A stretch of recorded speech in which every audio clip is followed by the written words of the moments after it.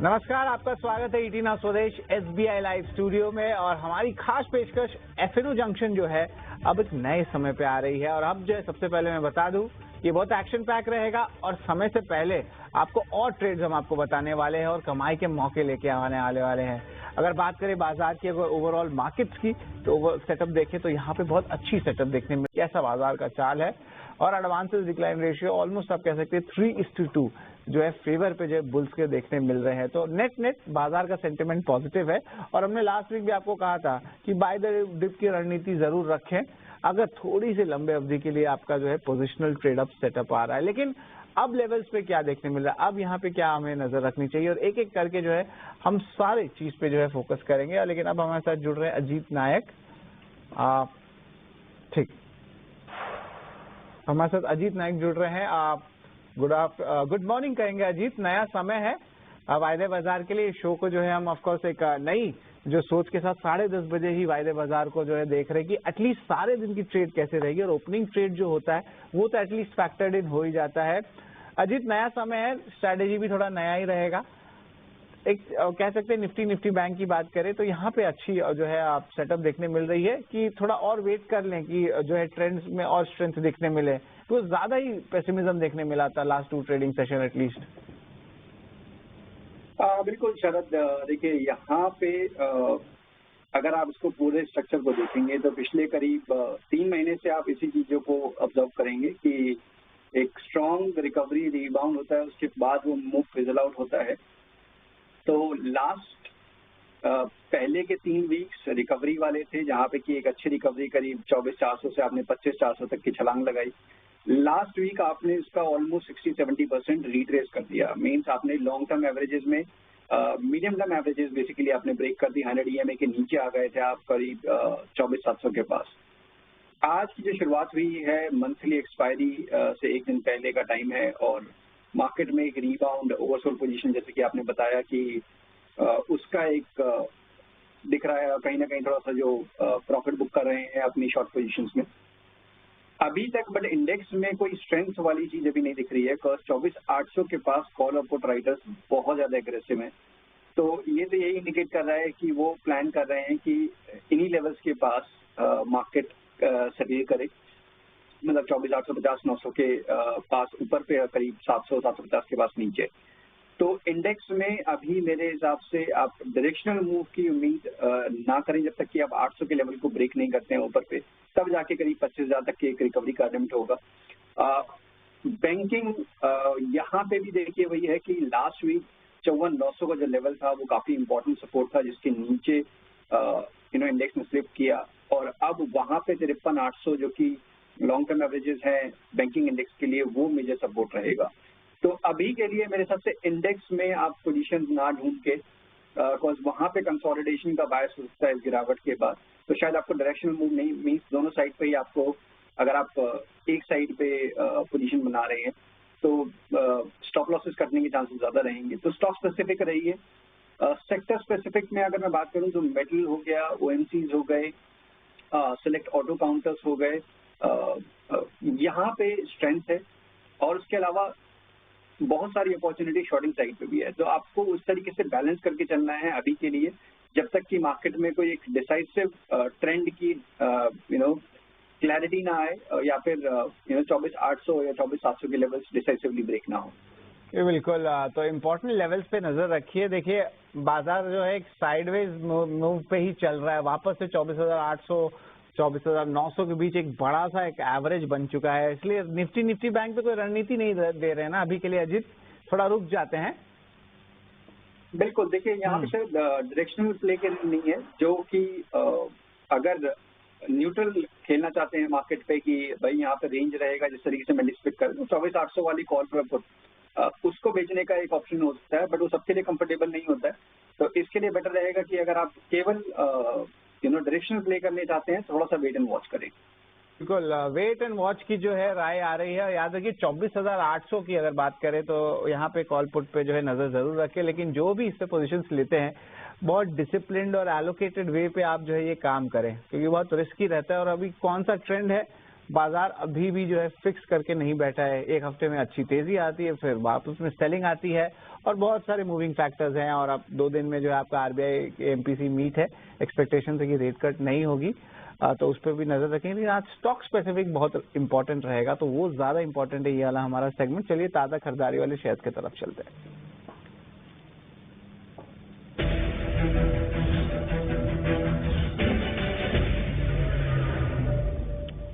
बिल्कुल, ताजा खरीदारी वाले शेयर्स की अगर हम बात करें तो यहाँ पे ताजा खरीदारी वाले शेयर्स को एक बार स्क्रीन पे डायरेक्टर साहब लेके आते हैं। यहाँ पे सारे ही सेक्टर आज दिन में अच्छा कर रहे हैं, सिर्फ बस एफएमसीजी को आप हटा दें तो ताजा खरीदारी वाले शेयर्स पे एक बार स्क्रीन पे लेके आए डायरेक्टर साहब।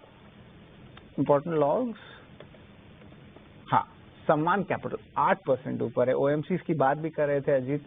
बीपीसीएल देखिए 4% ऊपर है और यहाँ पे थोड़ी सी पोजिशनल जो है, पोजिशनल नहीं कहूंगा, इंट्राडे बेसिस पे जो है और 1 या 2 दिन के जो अवधि के लिए जो है ओएमसी स्टॉक्स देख सकते हैं। मेटल्स में वापस शाइन आ गया है। हिंदुस्तान जिंक पे लगभग 3% की उछाल है। ऑयल इंडिया यहाँ पे भी देखे तो 2% ऊपर है। इन 4 में से 2 पिक्स बताएं अजीत, आपको क्या अच्छा लग रहा है? मुझे पता है ऑयल स्पेस से बीपीसीएल, ऑयल इंडिया तो लिस्ट में दोनों में से एक तो शायद आपका चॉइस रहेगा। इसके अलावा क्या सम्मान कैपिटल आपको अच्छा लग रहा है या हिंदुस्तान जिंक? देखिए यहाँ पे ओएमसी डेफिनेटली हैंड्स डाउन, और दूसरा आपका ऑयल में भी मुझे लगता है कहीं ना कहीं थोड़ी सी स्टेबिलिटी बनी हुई है। मीन्स यहाँ पे अगर बढ़ेगा नहीं तो गिरेगा भी नहीं। आपका एक बेस फॉर्म हुआ है करीब 400 के पास। लॉन्ग टर्म एवरेजेस को रिक्लेम करने की अटेम्प्ट हो रही है बार बार, तो ये एक स्टेबल काउंटर है। अगर सम्मान कैपिटल की बात करें तो नो डाउट काफी स्ट्रॉन्ग ट्रैक्शन देखने को मिला है। Volumes, average volumes almost double अभी तक हो चुके हैं, बट ये अपने रेजिस्टेंस के पास है। करीब 150 के पास एक मार्जिनल हर्डल है, वो ब्रेक हो जाएगा तो करीब 162-163 तक के लेवल्स यहाँ पे एंटिसिपेटेड है कि देखने को मिल जाए। तो मेरे हिसाब से 2 चीजें हैं यहाँ पे, आप एक्यूमुलेट कर सकते हैं। 145-148 की रेंज में आप बाय करें। टोटल पोजीशन का 140 का स्टॉप लॉस रखें 163 तक के टारगेट्स के लिए। तो सम्मान कैपिटल देखा जा सकता है एक्यूमुलेशन के लिए। हिंद जिंक में कहूंगा थोड़ा सा मेटल में लास्ट ट्रेडिंग सेशन में पहली बार हुआ था कि एक प्रॉफिट टेकिंग आई थी, और हो सकता है कि शायद यहाँ थोड़ा सा कंसोलिडेशन देखने को मिले। तो हिंद जिंक में भी एक रेंज बाउंड ही रहेगा। मुझे लगता है कि नियर टर्म में आपको यहाँ पे एक्यूमुलेशन की अपॉर्चुनिटी मिल सकती है। मीन्स 455-460 के बीच में आप इसको एक्यूमुलेट करें।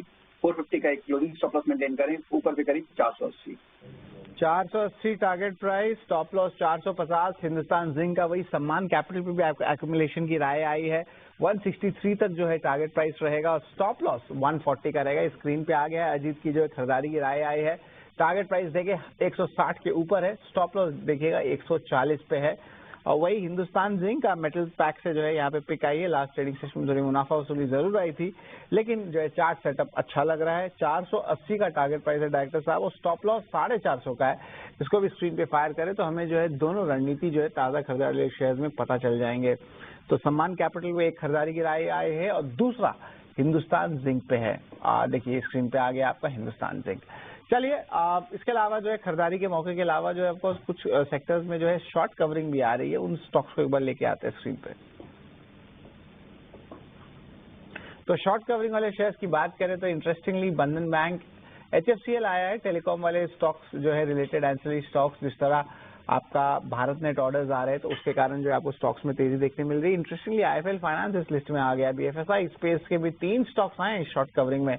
इस 3 स्टॉक्स में मैं एचएफसीएल को थोड़ा अवॉइड करना चाहता हूँ इस काउंटर पे, लेकिन बाकी 3 स्टॉक्स हैं इस पे आपकी राय लेना चाहूंगा कि यहाँ पे जो है कहाँ पे जो स्ट्रेंथ चार्ट में कौन सा ज्यादा आपको देखने मिल रहा है। एक होगा के फिनटेक, दूसरा बंधन बैंक और तीसरा आईएफएल फाइनेंस। बनाए बिल्कुल, देखिए यहाँ पे जैसे कि बंधन बैंक में डेफिनेटली एक रीबाउंड है, बट यहाँ पे ट्रेंड नेगेटिव है। बेसिकली आप लॉन्ग टर्म चार्ट्स पे देखेंगे तो आपको एक बहुत क्लियर डाउन ट्रेंड नजर आएगा। तो बीच बीच में ऐसे मूव आते रहते हैं, तो इसको मेरे हिसाब से डेफिनेटली आपको अवॉइड करना चाहिए। अब आते हैं के फिनटेक पे, तो ये अपने मेजर एवरेजेस के पास कंसोलिडेट कर रहा है। तो यहाँ पे मेरा रहेगा कि आपको वेट एंड वॉच करना है। बेसिकली आपको 1100-1120 के लेवल्स अगर सस्टेन करते हुए नजर आते हैं तभी आप इसमें देखिएगा। अभी इसको आपको अवॉइड करना है एट करंट लेवल्स, क्योंकि रेंज बाउंड रहने के चांसेस ज्यादा हैं। यहाँ पे मुझे लगता है कि इंटरेस्टिंग पिक हो सकता है आईएफएल का। आईएफएल अपने लॉन्ग टर्म एवरेजेस के पास, जिसे लास्ट ट्रेडिंग सेशन में काफी शार्प डिक्लाइन दिखाया था, तो उस पूरे नेगेटिविटी को ये इन्वेस्ट करने की कोशिश कर रहा है। तो यहाँ पे कंफर्मेशन आएगा। यहाँ पे कंडीशनल बाय है बेसिकली कि 435 के ऊपर आप बाय करेंगे। आपका टारगेट रहेगा करीब 445 का, 450 का और 428 के एक स्टॉप लॉस के साथ। तो तो 435 के ऊपर बाय करना है, 428 का स्टॉप लॉस, 445, 450 टारगेट्स होंगे। ठीक है, चलिए 450 का टारगेट प्राइस, 428 का stop loss IFL finance. Of course हम देख भी रहे हैं कि एनबीएफसी स्पेस में जो है फंडामेंटली भी अच्छी पुश देखने मिल रही है, खास करके रिटेल को लेकर। और अब जो है फेस्टिव सीजन के बीच में अब हम हैं, तो आंकड़े भी अच्छे आने वाले, गाइडेंसेस भी अच्छे आने वाले, तो ये नंबर्स जो है आप जरूर। ऑफकोर्स बाजार में जो है अच्छी तेजी बनी हुई है, अच्छी मोमेंटम भी आई है। बस आज का जो अपमूव देखने मिला है तो नेट जो है कंसोलिडेशन है। और अजीत ने बहुत इंपॉर्टेंट बात कही थी, यहाँ पे दोनों साइड कमाई के मौके बन रहे हैं, शॉर्ट्स में भी लॉन्ग्स में भी। तो चलिए ताजा बिकवाली वाले शेयर्स की तरफ चलते हैं।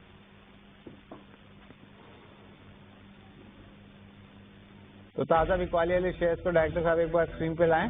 हाँ। तो ताजा बिकवाली वाले शेयर्स की अगर हम बात करें तो इस लिस्ट में जो है दूसरे साइड में एफएमसीजी नेम्स थोड़े से पड़े हैं। आज बाजार में थोड़ी सी गिरावट आ रही है, बट कुछ खास ट्रेंड नहीं आ रहा है। बॉश है, एम्बर एंटरप्राइजेज है, यूपीएल है, जहां पे तेजी के जो सौदे कट रहे हैं। और यहाँ पे ज्यादा ताजा बिकवाली नहीं देखने मिल रही है। एक बार स्क्रीन पे लाए। शॉर्ट कवरिंग तो लास्ट सेशन में था, तो अभी कोई रेलेवेंट नहीं है। सेलिंग वाले स्टॉक्स को डायरेक्टर साहब स्क्रीन पे रखें। इन स्टॉक्स में लग रहा है कहीं पे शॉर्ट्स कर सकते हैं, या आपके पास कुछ और है शॉर्ट करने के लिए? देखिए सर, यहाँ पे जैसे कि स्क्रीन पे आपको 3 नाम फ्रॉम दी एफएमसीजी बास्केट हैं। एफएमसीजी इंडेक्स अगर आप देखेंगे तो नो डाउट यहाँ पे अंडर परफॉर्मेंस जरूर रही है, बट कुछ मेजर ट्रेंड अभी तक नहीं नजर आ रहा है। जैसे ब्रॉडली अगर मैं इंडेक्स की अगर बात करूँ निफ्टी एफएमसीजी की, तो 54,000 से लेकर 57,000 का एक बैंड बेसिकली ये ट्रेड कर रहा है। आज के दिन इसने अपने लोअर बैंड को रिटेस्ट कर लिया है, तो हो सकता है कि यहाँ पे आपको थोड़ा सा रीबाउंड कंसोलिडेशन के बाद देखने को मिले एफएमसीजी स्टॉक्स में। तो मेरे हिसाब से अभी आपको कोई फ्रेश एग्रेसिव पोजीशन अवॉइड करनी चाहिए ऑन शॉर्ट साइड। इसका मतलब ये नहीं है कि आप यहाँ पे लॉन्ग कर लें। Obviously we need to wait and see कि इनमें से कौन सा काउंटर क्वालिफाई करेगा फॉर रिकवरी। तो अभी के लिए इनको अवॉइड करना है। एलएनटी इनफैक्ट काफी ज्यादा स्ट्रेंथ है इस स्टॉक में। लास्ट वीक अगर मैं कहूँ कि हैवी वेट्स में से कोई एक ऐसा नाम था जहाँ पे कि एक स्टडी परफॉर्मेंस रही, तो वो एलएनटी का था। तो ये जो पॉज है, डिक्लाइन आप देख रहे हैं, मेरे हिसाब से बाइंग अपॉर्चुनिटी है एलएनटी में।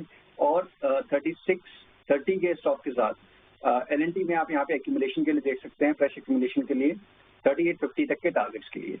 3850 का टारगेट रहेगा। स्टॉप लॉस क्या रहेगा? डायरेक्टर साहब खरीदारी का स्टैंप डालिए एलएनटी में। अजीत बताएं स्टॉप लॉस क्या है? 363630 आपका स्टॉप लॉस रहेगा और 3850 का टारगेट। 36,330 स्टॉप लॉस, 3850 का टारगेट प्राइस। और एलएनटी की मैं बात भी बता दूं कि बहुत सारे फंड्स में जो है अब धीरे धीरे करके बाइंग देखने मिल रही है और ऑर्डर्स के फ्लोज भी आ रहे हैं। और जब देश का सबसे बड़ा इंफ्रा कंपनी एक अच्छी अपमूव देता है, तो बाकी सारी इंफ्रा कंपनीज में भी जो है आपको अच्छी पिकअप देखने मिलती है। तो एलएनटी पे ऑफकोर्स थोड़ी डिप आई तो खरीदारी की राय है, और बहुत अच्छा पिक जो अजीत ने चूज किया है। और इसके अलावा अजीत आपके क्या रहेंगे टेक्निकल पिक्स? बिल्कुल, देखिए यहाँ जैसे कि हमने बात की थी शो की शुरुआत में, तो ओएमसी डेफिनेटली आउटराइटली जहाँ पे की स्ट्रेंथ दिख रही है। और हिंद पेट्रो की काफी मेजर ब्रेकआउट देखने को मिला है, स्टॉक अपने रिकॉर्ड हाइस के पास पहुंच गया है। तो इनफैक्ट लेवल साइड मुझे रिवाइज करने पड़ेंगे, बिकॉज काफी ज्यादा ये मूव कर गया है। 439 आ गया है, हमने 433 के पास इसको देखा था। तो यहाँ पे अगर करंट लेवल्स पे भी आप बाय करते हैं तो करीब 428 के स्टॉप लॉस के साथ हिंद पेट्रो को आप बाय कर सकते हैं। और करीब 460 तक के टारगेट्स यहाँ पे करीब 20 पॉइंट ऊपर अभी यहाँ से टारगेट्स आप मेंटेन कर सकते हैं हिंद पेट्रो में। और दूसरा नाम रहेगा सेल साइड पे इंडिगो का। तो इंडिगो में देखिए यहाँ पे अभी तक काफी एक कंसोलिडेशन रेंज में ये ट्रेड कर रहा था पिछले करीब 2 वीक में। आज यहाँ पे अपने 100 EMA को सरेंडर करता हुआ, इनफैक्ट लास्ट ट्रेडिंग सेशन में इसने वो कर दिया था और उसी का कंटिन्यूएशन आज देखने को मिल रहा है। तो मुझे लगता है कि यहाँ पे थोड़ा सा प्रॉफिट टेकिंग और बढ़ सकती है। इसमें आपको करीब 5360 तक के 40 तक के लेवल्स डाउन साइड पे देखने को मिल सकते हैं। तो 5640 के स्टॉप लॉस के साथ इंडिगो को शॉर्ट के लिए देख सकते हैं आप। इंडिगो पे शॉर्ट की राय है आई है। और यहाँ पे देखें तो एक बहुत बड़ा मूव ऑलरेडी देखा गया है। अब सब चीज लार्जली फैक्टर्ड इन हो गए हैं, इंटरनेशनल एक्सपेंशन भी आ रहा है, तो थोड़ा सा जो है एक टाइम वाइज थोड़ी करेक्शन या कंसोलिडेशन फेज पे इंटरग्लोब एविएशन जा सकता है। वही एचपीसीएल की बात करें तो ओएमसीज में तो आग लग गई है, और जिस तरह एलपीजी सब्सिडी का भी बेनिफिट्स आ रहा है, तो उसके कारण देख रहे हैं कि स्टॉक में अच्छी मोमेंटम आ रही है और थोड़ी सी वॉल्यूम्स में भी जो है आपको स्ट्रेंथ देखने मिल रहा है। लेकिन चलिए एक बार रिवाइज करा देते हैं जो अहम कॉल्स है जो हमारे नजर में है। 2 पिक है एचपीसीएल यहाँ पे खरीदारी की राय, और जो शॉर्ट आया है वो इंटरग्लोब एविएशन से आया है इंडिगो इस पे भी नजर रखें। अगर खरीदारी की बात करें तो L&T इस डिप में खरीदारी जरूर करें। लॉन्ग हो जाए पोजीशन, 3850 का टारगेट प्राइस है, 3630 का जो है आपको स्टॉप लॉस देखने मिलेगा। वही NBFC स्पेस से IIFL फाइनेंस पे भी जो है खरीदारी की राय आ रही है। 450 का टारगेट प्राइस है, 428 का स्टॉप लॉस है। और दो और कंपनीज है जहाँ पे अच्छे लॉन्ग पोजीशंस बना सकते हैं। हिंदुस्तान जिंक मेटल पैक से 480 का टारगेट प्राइस, 450 का स्टॉप लॉस।